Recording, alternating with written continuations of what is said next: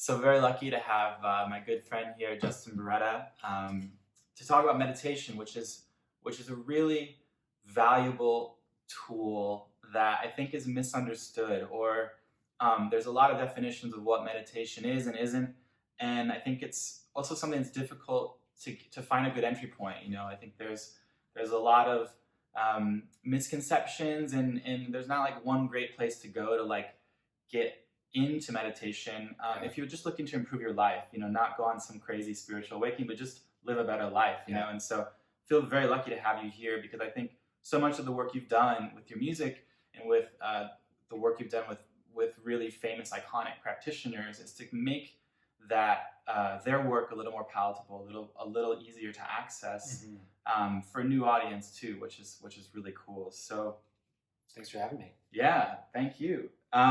So most of y'all probably know who he is. You don't know who I am. So my name is Eamon Courtney, and I started On the Art Of because I wanted to help people live happier, more fulfilling lives, because that's really what I call the grand solve. Because when you learn to exert control over your inner world, when you learn to be happier, there's so many crazy things that happen. And we're talking about authentic happiness, not possessions, not status, none of that stuff.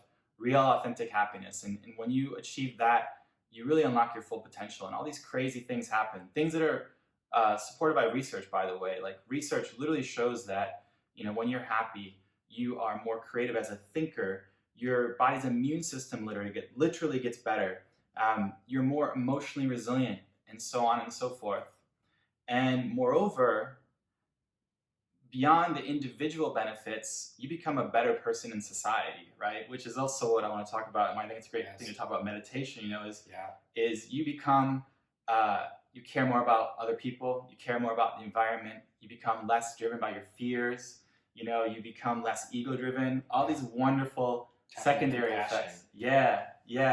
So which we need so much right now. Totally, and we do, and you don't do that. You don't achieve that through talk. It's through actions, and meditation is a real tool. It's a tangible tool to achieve all those things. And so I feel, and actually I was going to mention too, I remember even reading an article like last year, it was in Vox, I remember, about, are we morally obligated to meditate? Because there's so many incredible benefits. It's like, dang, like, yeah, is this a moral obligation? Once you know how much better it makes you as a human in society, That's interesting. Yeah. Talk about that one.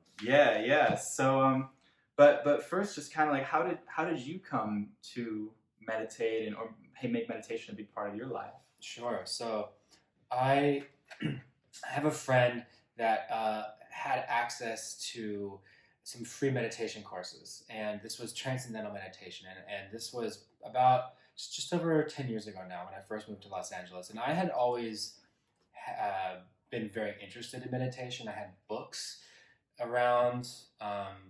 Growing up, there was Eastern philosophy around in my house. There's Alan Watts books, but I didn't really ever try meditating until my friend was like, hey, if you go to this course over the weekend, when you learn transcendental meditation, you go, and then they basically give you a whole protocol and a practice, which is 20 minutes in the morning and then 20 minutes in the evening. And for me, there's something about having a discipline that I can follow that really clicked for me. I was like, okay, because I'd read, it's just so funny. It's like, it's like reading a book about working out and sitting there and wondering why I wasn't actually just getting ripped reading. I'm like, oh wow, bicep curls, that work really well. I got a laughably large amount of books about meditation that I thought I had totally understood the whole process. So for me, it was someone else giving me the structure, and then right away I was like, oh my gosh, like there was life before meditation and then life after. And it doesn't happen for everyone. I have friends that also went to that same class and didn't like it, and it didn't work for them. And people that took to it and do it every single day. And so there's a lot of different methods, and TM is one that really, there's so many things about it, but very specifically for me, it was the feeling like I was going to get up in the morning and brush my teeth and then go meditate for 20 minutes. And 20 minutes is not super long, but it's also not super short. It's just enough time to really get to feel the benefit of it. And then I started to notice cumulatively that my days when I wasn't, the days where I would skip and I wouldn't meditate felt different. There was something there. So it wasn't really about the time meditating on the cushion, which I love.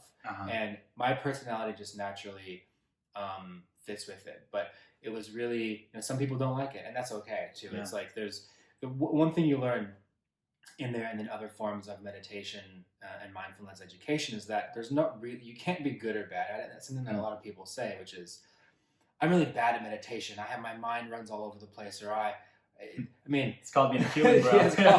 You're a human. It's just like we are programmed to have our mind and our internal monologue and your ego is always running stories and trying to figure things out. So it's almost, I think of it like in modern terms, we have been programmed to be anxious, and you have to go through these protocols and programs to figure out other ways to, as you said, to become happy. And for me, meditation is one of those things, and it's an instrumental tool that is not necessarily just about, it's not like I get off the cushion and kind of go on back about my life, and that's really where the magic happens. And the same thing where it's like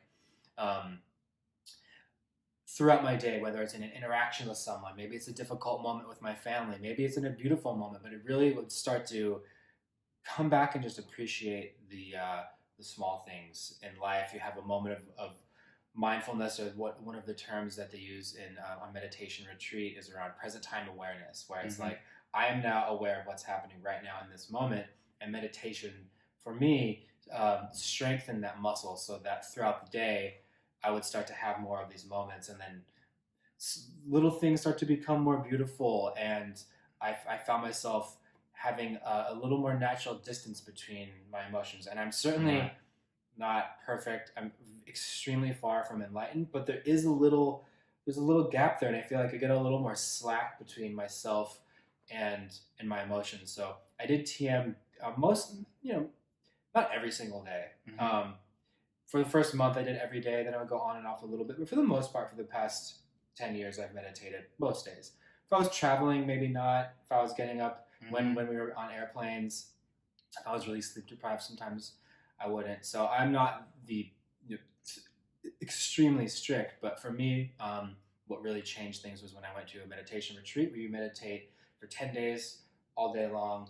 I got really deep into it, and I wanted to take it to the next level. So when you go to do meditation retreat, it's sort of like a boot camp sort of thing where you get up at super early in the morning and meditate all day. And I don't say that to say that that's where this path has to lead, or you have to do that. I mean, the magic of it is that you actually don't have to go to a retreat. I am just kind of a nerd and felt like I wanted to really go deep with it. And those are there for people that really do want to do that, but you can get the benefits from doing it for 5 minutes once a day or 10 minutes once a day, and that can really start a whole kind of snowball. I've seen a lot of studies that say that sort of 10 minutes a day is all you need to get these extraordinary results.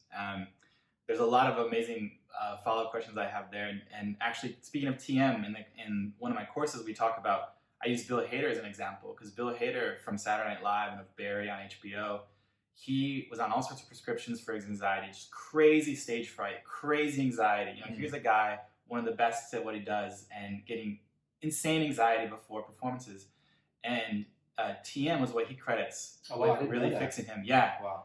He stopped taking his prescriptions. Like I think the David Litch Foundation actually introduced him to TM, and he's huge into it. Right. But it's an amazing example of really the power of mind over matter. Here's a guy on all sorts of prescriptions, wasn't doing it for him, finds TM and totally changes his life, And something else you said, which I think is really important, is the fact that we're all human. We all feel like, oh, my mind wanders, my mind races, but that's just a feature of the human brain. It's a feature, not a bug. That's how it is. And Dan Gilbert, who's a professor of psychology at Harvard, has this great quote about it, which is, the ability to think about what is not happening is a cognitive achievement that comes at an emotional cost. A wandering mind is an unhappy mind. And Killingsworth and Gilbert did this study back in 2010, which gets quoted a lot, that shows that people's minds wander about 47% of waking hours, and that mind wandering has a negative impact on happiness, which I think in our own experience, right, we know that, right? When we're worried about we're beating ourselves up with stuff we did in the past, or we're worried about future things that will never happen. Yeah. It just creates mostly stress And it's That's anxiety and regret. That's really what that is. yeah, exactly. And it's just something we all have to deal with, and we all need to develop tools to manage that. And for each of us, our toolbox is going to be a little bit different. But meditation is an incredibly powerful tool for that specifically.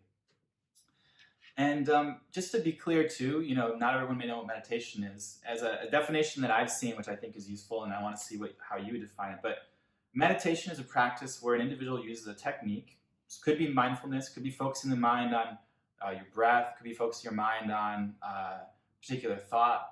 But it's really about a technique where individuals use a technique to train attention and awareness. It's really training attention and awareness is what, because to your point, there's all sorts of techniques for meditation. There's not one way to do it. But the idea, for me, I think of meditation is for the mind, kind of like what exercise is for the body, right? Like the same way exercise, there's yoga, there's CrossFit, there's Zumba, like they're all good in their own right? Yeah. Do you think that's true of meditation practices? And they each have their own sort of particular value to offer? Absolutely, yeah, and they work differently with different people, and I would say that there's also so many ways to define it, but I do think that that's a great definition, and it's really important to have a clear definition of it because it's a word that's thrown around a lot, and this is just me, but I actually am a little bit more strict in my definitions because some people will be like, well, riding my bike's meditation, or playing basketball is meditation, and in a way, it is, in the sense that like if you go for a bike ride on a beautiful day or a hike, it can clear your mind. You can connect with nature. You can have an experience of present time awareness where like, wow, you're just experiencing life. But what you're talking about more of defining meditation is you're sitting on a cushion, you're sitting in a chair, you're sitting back and observing your thoughts. You're seeing what it's like to be you. You are just with your mind.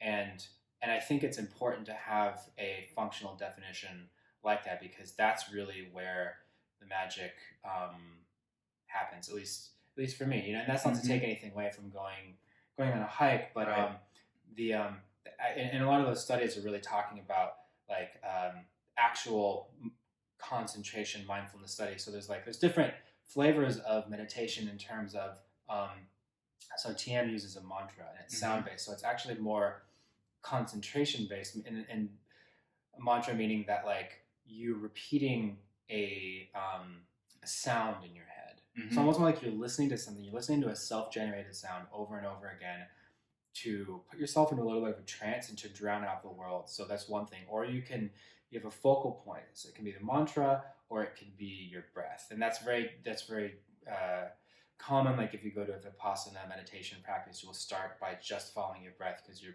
breath is a tool that you have with you at any point in time. You can just listen. You can feel your breath going in your nose. There's body scan based meditations where you can just feel your feet on the ground, feel your hands, and it's just something to where you're experiencing something in that one particular moment. And then whether you're doing a solo meditation or a guided meditation, it's really just all of these different devices, like you say, the analogy with all the different ways of working out, where some people just like they want to dance when they work out, or some people feel like they have to be outside. You like if you're into trail running.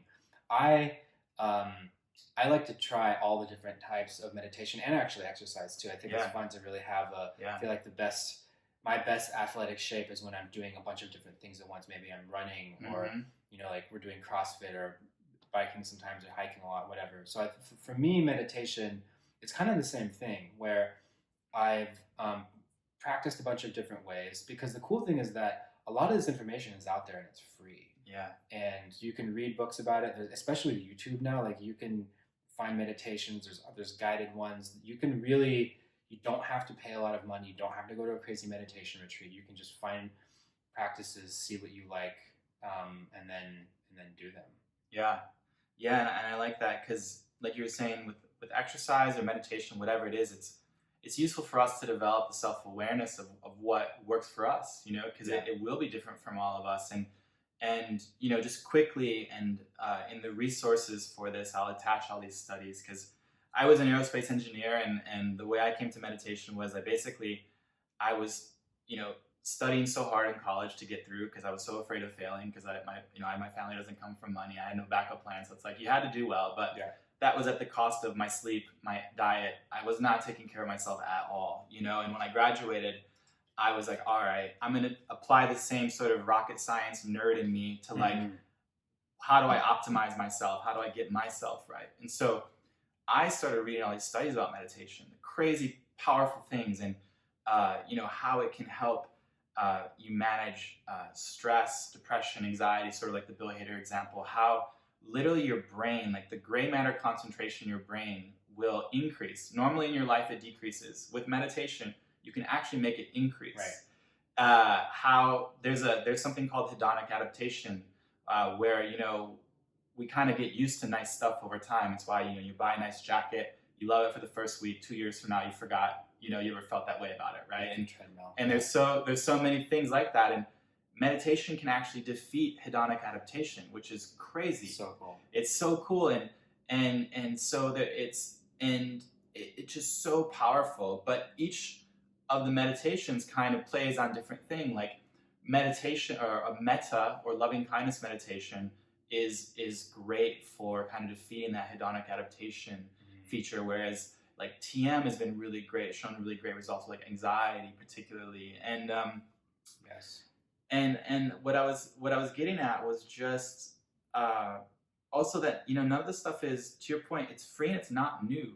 Meditation as a practice is like 5,000 years old. Yeah. In the Indus Valley, which is a site that spans the area stretching from northeast Afghanistan through much of Pakistan and into northwestern India, archaeologists discovered evidence of meditation and wall art dating from basically 5,000 to 3,500 BC. So it's like, it's been around. Yeah, and that's the cool thing too is, we talk a lot about the data, about why you should do this, but to your point and kind of your experience, you feel it. You feel it once you start doing it, and that's the beautiful thing, right? Oh yeah, it's really like, I think it's interesting how meditation is having a moment right now. There's a lot of big apps. There's a lot of people who are talking about it on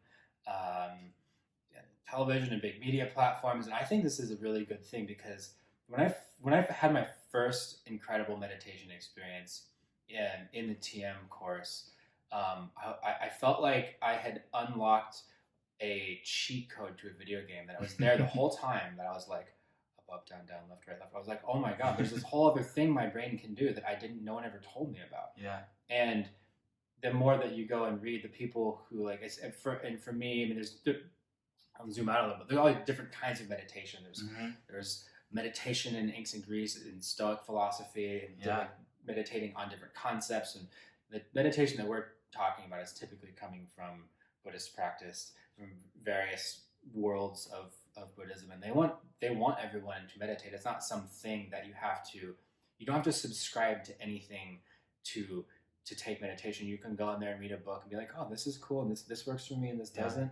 So there's nothing really dogmatic about it, and that's really what I connected to is in fact, you take in all these stories, and in meditation you drop them. Even the desire to meditate, or this goal-oriented mindset that we can have, the goal is really just to get in there and drop it, and then just have an experience of just being yourself. So, in life we have these stories about, it could be a good story, it could be a bad story. I'm not good enough.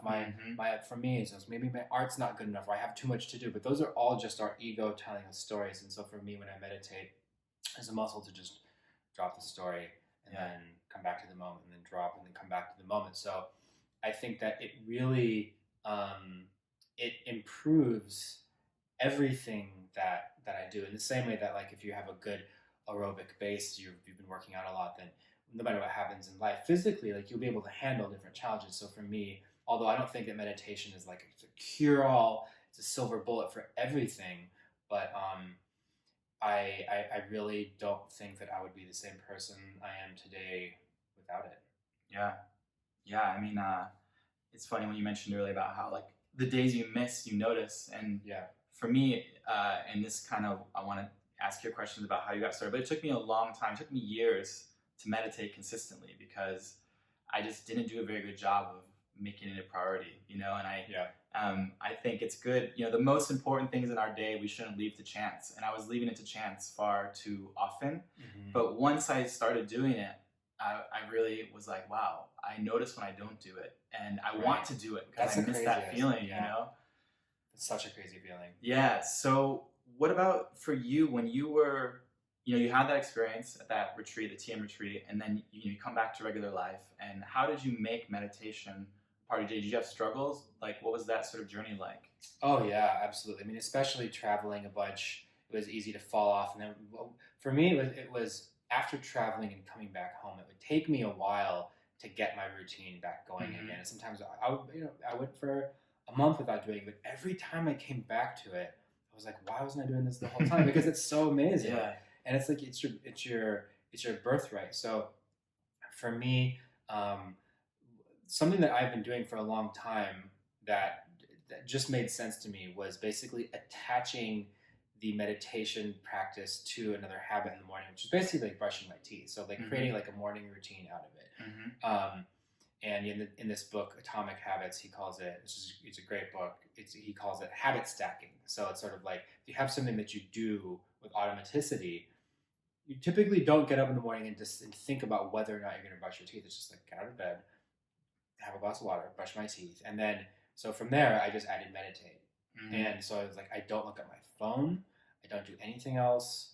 I just get up, meditate, and then like I'll go on and start my day. And then actually I could uh, add other habits after that, so to create like an hour long morning routine script. But having meditation at the beginning of it really just sets my day off in a way that yeah, it's not the same thing when I don't have it there. Yeah, I love that because what you're talking about also is a lot of what we talk about in the course Living Happy about um, building an environment for us to be successful, you know, and not taxing ourselves, not, you know, because, you know, we all have essentially a finite amount of willpower in a given day, right? And, Yeah. you know, you look at the a fashion designer, Tom Ford, wears the same suit every day because he doesn't want to think about what he has to wear. And that's Tom Obama did the Ford. same thing. Yeah, yeah, but it's like there's all these decisions we have to make in the day, and we can only make so many before we're like, oh, screw it, you know. And Yeah. so I love that planning and that thought. You make a plan beforehand, so when it comes time to do it, you just do it. You're just like on autopilot, to like you said. And there's a lot of research around this. There's something called Woot planning, which we talk about in the course, that speaks to this. There's so much to show that, you know, building these sorts of routines are just really helpful, and then they just let us go and think about other stuff because Right. a number of other things are going to come up in the day that we can't predict and we're going to have to deal with. And so Right. Yes. that's great. Um, and you mentioned also how, you know, meditation is not just something that you're applying those, you know, 10 minutes or 20 minutes or whatever it may be when you're, you know, on the pillow, but like how do you think about, or how can meditation apply to the rest of our life, even those micro moments of Yeah. a breath, or how does that like interface in your day? Yeah. I mean, there's so many ways. Something I've been thinking about a lot lately is living in a world where there are distractions coming at us constantly. There's notifications on your phone. Mm-hmm. There's bad news. There's lockdown. There's always going to be something coming in, and I feel like the distractions have become more insidious. They're everywhere right now. Yeah. So um, on the flip side, all of the things that we really care about, in whether it's being productive, whether it's writing a book, painting, for me, it's making music, are on the other side of existing in one plane of focus for a long period of time.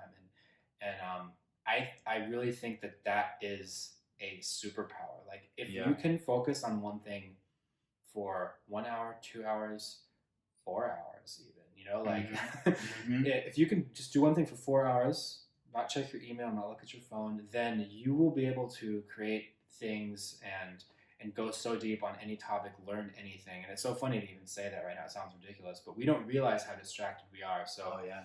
I think it's a whole rabbit hole of discussion there. But I firmly believe that meditation trains your mind to exist in the non-distracted state. So you get comfortable, and you might even notice when you first start meditating that you'll have this tick. You'll be like, meditating. I want to check my phone. Okay, it's probably okay. and I'll see it sometime. But when I first started meditating, the iPhone maybe it was like just out, but I don't remember at least the feeling that I was being encroached upon by phone notifications. It was Yeah. like 10 years ago, a little over that. Couple, I don't know, 12. Yeah, well, I remember I got the 3G in 2008, I think it was. So it was like 2007 was the first iPhone, maybe. It's like right around that time. Yeah. But it was notifications were there. The App Store wasn't out. Right. But anyways, like now, I'll notice on the days where I'm feeling my mind is completely scattered and I sit down to meditate, that same scatter is with my mind in the meditation. So it's almost like, if you go to the gym and you feel like your back is sore from something, right? Mm-hmm. And so you just notice. I actually journal about my meditations, and I call it like if I've had a really sticky meditation, meaning that like it was hard to clear my mind and a lot of thoughts were coming in. And for me, maybe it's it's planning or it's thinking about whatever else I have to do for that day or whatever's going on in life, and the ability to have my mind and my ego come in and be like, you have to think about this, and just know that for that period of time, my only task is to see this thing, see the judgment, see the fear, or it can be really positive things too. I can be like, whoa, I'm so excited about this coffee I'm about to drink, and the excitement and like just dropping that stuff too. That whole process will apply to every other thing I do for the rest of the day. Yeah, it's so true because when you're talking, I was thinking about how we make a big deal about making time for ourselves, which is important. But if our mind is distracted with thoughts that we don't want to have there during that time, what is that time really worth to us, right? Yeah, and your mind, you are your mind. It's so people are like, that's all you have is consciousness as your thinking mind. And so if this is one way to actually improve that, then it's absolutely worth it. And I mean, I fall prey to this too, but I joke to my friends that say, how do you have time to meditate for 20, 30 minutes a day, an hour? Like, well, if you think you don't have time to meditate, then you actually need it more. And I'm the same way. Sometimes I'm like, I don't have time, but that means that no, you actually just totally to sit down and do it. Totally. So I want to talk about, with that said, I think probably some of the people watching are familiar with the work you've been doing with the likes of Ram Dass, Alan Watts, but I would love to hear kind of from your point of view of how you came to work with these iconic meditation teachers, but maybe teachers who are maybe more relevant with an older generation of practitioner, and I think the work that you're doing is really making it relevant and new for a whole generation that can benefit from it. But how did that come about? That's a really good question. So I had like I said before, I had Ram Dass books and Alan Watts books around me, but I didn't really make heads or tails of them until there was a point in my life, I think around 2017, 2018, where it's just like something hit me. I had been meditating. I had a lot of experiences with retreats, and when I read this one Ram Dass book, Polishing the Mirror, which is one of his newer ones, which is not usually the entry point, and just what was going on for me in my life in that point in time, the book just it made perfect sense to me. And it was almost like this map had unfolded. And like when you have a book that hits you just at the right time. And I was actually just listening to this interview with Matthew McConaughey talking about the same experience that he had, where he was going to go be a lawyer, and then he just randomly found this book on a table somewhere, and it was the best salesman in the world or something. And this book, he changed his mind and went and did something else. But it was just that one book that did this, changed the entire course of his life. And then he decided to go, I'll go try acting. And he got the part. So I had a similar experience where the book just hit me at the right time. It's a book that had been sitting on my shelf for a long, long time. And it was so impactful for me, and it hit me so dead on that I was like, I wanted to collaborate with Ram Dass, who was still alive at the time. And just for me, my way was not to write another book, but just to make music, because that's my way of contributing to the whole process. So friend of mine had worked with the Ram Dass Foundation. In fact, the same friend who got me into TM in the beginning, just been works with a lot of these organizations, and bless his heart, he's definitely created a lot of good in my life. But so I reached out to the Ram Dass campaign and basically just became friends with them and told them that, like, I wanted to share this feeling that I had with people and create a rabbit hole back down from this world that I had created with Glitch Mob, where we had a lot of younger people coming to shows and we're touring around, playing festivals, and I think of like the work. I'm more of like a pass through for people to come back and to find this music and then to go back down and discover the depths of the work. And there's all sorts of other cool stuff. So for me, it was really it was like, creating rabbit holes, and also figuring out ways to take these teachers and time capsule them for a younger generation, because at the time Ram Dass was in his mid 80s, and in the 60s and 70s, I mean, everyone knew who he was. Right. But I feel like especially there's same thing with Alan Watts, where I just wanted to pass this stuff on that has been so meaningful to me in the context of meditation, but there's so much more to it, right? There's like these things are meditations, because I feel like they are the Trojan horse for the music is the Trojan horse for someone to come in and then discover all of this beauty deeper in the teachings and ultimately within themselves. Yeah, and two things that are just eternal to humanity, right? Like and that science has come out very strongly in favor of. I mean, way more about the sort of science of music, the neuroscience of music, but all these crazy things about what music does to the brain and why we like it and why we value it and how it can open us. And so the idea of those things coming together is really cool. Oh yeah, thanks, man. I mean, when I do guided meditations, when I create them, I try to make music that is not it doesn't graft on this really intense emotion, because in fact I was going on YouTube and listening, and so I was like, wait, someone had to have done this before. And no one had. I mean, I couldn't find any. I mean, Ram Dass has hundreds of thousands of views. His YouTube's huge. Same with Alan Watts.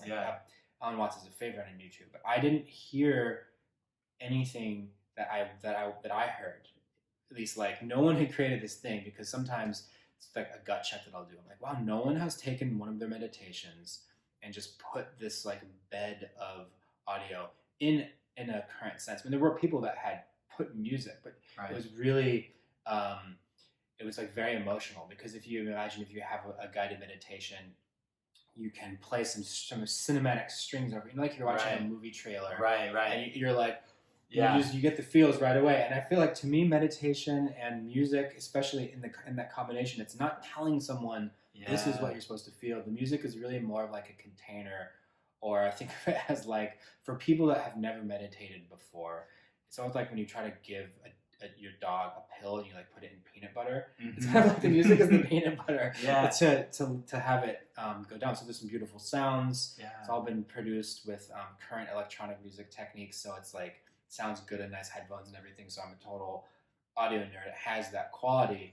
But for people, think of it as like devices to get people back into the moment, into the meditation, or many different ways, up the mountain. And music is just one of those ways in. And then we also will release the music without the meditation, so that people can use them for their own practice, because some people like to meditate with music. In fact, the funny thing is that I don't meditate with music. I make these things, but I meditate in silence. But some people love them, and they like the presence of tonality behind their sessions. But I do think it's a really good way to get started. And I will listen to audio music meditations, like maybe if I'm traveling, or if I'm like on an airplane and I want to just like drown out the sound or something.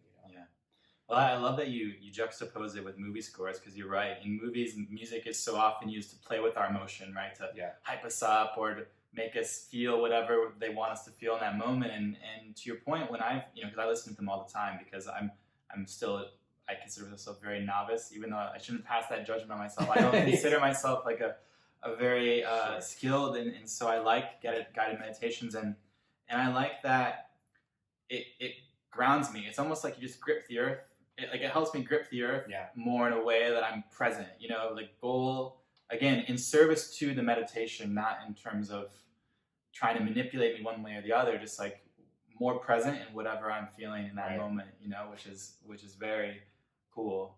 Yeah, absolutely. And there's this funny paradox with meditation where you have a lot of effort. It takes a lot of effort to get there and to get on the cushion every day and go through the process. But the funny part is that when you get there, you're meant to actually just drop that effort. So there's no right or wrong way. There's no good or bad, as long as you're actually just doing it with consistency, you're winning. Totally. And we talked a bit about how you got started, but would there be any other advice that you give to people starting out, now, like present day, how would you kind of start if you were wanting to get started? Yeah, absolutely. Well, like I said before, there's so many good resources out there at the moment. In the most general sense, I think that starting with if you've never meditated before, having something that's really bite-sized. So it's like 5 minutes a day. You can just start, even 1 and 2 minutes a day, in the morning, just to get the habit going, and then try something. Try something with consistency. Sam Harris has an app called Waking Up, and he has a really good month-long onboarding where I've recommended this to people a lot, and it's not super expensive, but you basically you start with day one, and then you work your way all through that month, and that's a really good way to get going. Headspace is also really incredible too, because it's like everyone has a phone around with the apps there. But I will say that I do think there's a benefit from getting away from the apps and your phone, if possible. So even if you are listening to a guided meditation, I would recommend like putting your phone on the other side of the room or something, because of what it represents. If it's there, it can keep your attention busy. I also have a favorite teacher named Tara Brock, and she has some incredible meditations. They're all available on YouTube and on her podcast channel for free, like 20-minute meditations. So you can really go through any of those if you're interested in the guided meditation. Or you can set a timer for 5, 10, 15, 20 minutes and simply just observe your thoughts. And that's also a meditation too. It's just simple as just sitting, following your breath. You get lost in thought, come back to your breath. Lost in thought, come back to your breath. Coffee. And then that's pretty much all there is. And the timer will go off. And then you'll notice it'll get easier over time. Yeah. And I also recommend the Sam Harris app in the course that I teach. And I believe they used to have 1 month free. So I think they still do. And then I'm going to pick your brain and create a whole bunch of resources that we can package together and give to people, because like you said, there's so many great YouTube meditations and different techniques too. So like there's Tara Brock, I use like a metta meditation of hers, which metta or loving kindness meditation is like the research is crazy around it, like what it does, specifically that technique. Yeah. One of the cool things about On the Art of is I get to work with a lot of students. I actually started it with a bunch of students at the University of Michigan, who I'm very grateful to know. It's my alma mater. And what was crazy was when we were doing the beta for the course, I surveyed them beforehand to see, because in the courses that I teach, we talk about real tangible habits to improve our lives, because kind of like we were talking about, meditation is one of various scientifically proven tools to help us learn to exert control over our mind. Because when we learn to exert control over our mind, we learn to exert control of our attention and how we spend our attention. And then we really, in developing that inner mastery, can change the entire way we interact with the external world, how we perceive it, That's it. Yeah. But what was interesting in when we did the survey before the course, before I got a chance to sort of pontificate on all that, meditation was the thing that people did the least. Of all the things that we talk about exercise and diet and gratitude. There's a lot of habits we talk about, but meditation was the thing that seemed most unapproachable to people, which is partly why we're doing this video. But one of the concerns that people had was, well, if I don't want a spiritual awakening, why should I meditate? Right. Yeah. Because it's like this. There's still like in some parts of the country or whatever. They're like it's like this. It's viewed in a certain lens, right? Yeah, I understand that, and there's something that the idea of it has turned and morphed and been redefined, and it's a word that's thrown around a lot. But something you just said, and you really nailed it, is that your mind is it's all we have. In fact, and so anything that you can do to make the best version of yourself, is a good idea. It's free. But to the original question is that meditation doesn't have to be some spooky thing. You don't need crystals, you don't need candles, you don't have to move to India, and that is all part of it. And I know I'm like wearing beads and shit, but there are people. I have friends that meditate that are not spiritual people, that are CEOs, they're actors, filmmakers, photographers, or people that want to actually just make the best version of their own mind, or optimize, sharpen their sword, so to speak. There's so many different metaphors for it, but really, I think the gym metaphor is a really good way to think about it. And if anything, if it does have the potential to make the quality of your life and your relationships better. I mean, and it's funny because it sounds like we're selling something, but it's the cool part is that we're not. It's just this thing that you can do. So you definitely do not need to go off and sit in a cave for 5 years meditating and have a spiritual awakening to have it be useful. In fact, just a couple minutes a day, you can really see the benefits. And something that will happen where you can use the metaphor of like you have a little bit of space between thoughts. So when you've been sitting meditation for a little while, you'll start to notice as a thought comes in, there's space and there's another thought. And then if you can catch that in everyday life, let's say something happens to you that really super pisses you off, and maybe you would have just gone right back in on the anger.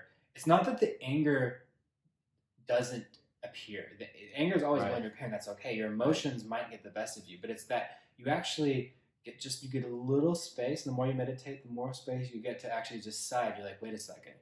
Oh, I'm experiencing anger, because you're zooming out from yourself. Or typically you can be like, I am anger. I am angry. You see, I am angry, meaning this emotion. So the meditation process zooms you out to be like, Justin is experiencing anger right now. Then I can be like, no, actually it's a good thing to be angry. I'm going to be angry, or I decided to drop it. So it has improved all of my relationships drastically. And again, I'm certainly not perfect with this, but I do feel like that if everyone was taking time to observe their thoughts, that the world would actually be a better place. I agree. And I love what you said too, the fact that like we're not selling anything. We're advocating for something that is entirely free. And to that point, I think it'd be great to kind of exit with one of your meditations. Because again, to meditate, don't need to go on any fancy retreats, don't need to buy a bunch of crystals or whatever, like literally costs $0 and can change your life forever. Yes. It's because you're on Spotify. Yeah. As long as you're on Spotify. Yes. Or Bandcamp. Yeah. So this is the awareness meditation that is a recording of Ram Dass from the 70s, and you can actually hear, so there's some traffic in the recording, and the way that he takes the traffic and he wraps it into the whole process. We decided to leave the traffic in there. So there's traffic in your life. If there's anything that's happening, just know that even as he's recording this meditation, something that could have gone wrong was wrapped into it. And that's why I love this one so much. If I was going to meditate to any of my tracks, it's this one in particular. So, well, thank you so much for the time. Yes. I really appreciate it. Yes, thanks for having me. Cool. Happy cushion sitting. Yes, that's right.